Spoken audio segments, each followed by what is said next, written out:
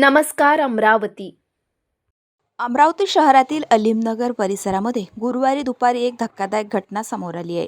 केवळ रागाने का पाहत आहे या किरकोळ कारणावरून 3 अल्पवयीन मुलांनी एका 36 वर्षीय युवकावर चाकूने हल्ला करत त्याला गंभीर जखमी केले. शहजाद खान, गौस खान असे जखमी युवकाचे नाव असून तो खाजगी वाहन चालक आहे.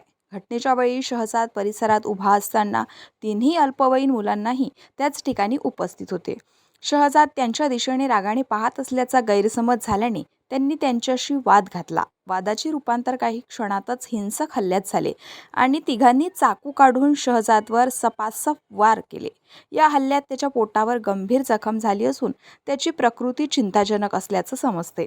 घटनेनंतर स्थानिक नागरिकांनी तातडीने मदत करत जखमीला जिल्हा सामान्य रुग्णालयात दाखल केले. प्रकृती चिंताजनक असल्यामुळे नातेवाईकांनी जखमीला उपचारासाठी खाजगी रुग्णालयात उशिरा दाखल केले. दरम्यान नागपुरी गेट पोलिसांना माहिती मिळताच त्यांनी घटनास्थळी धाव घेतली. जखमीच्या जबाबावरून गुन्हा नोंदवण्यात आला असून हल्लेखोर 3ही अल्पवयीन मुलांचा शोध सुरू आहे आणि या घटनेमुळे परिसरामध्ये भीतीचं वातावरण निर्माण झालंय.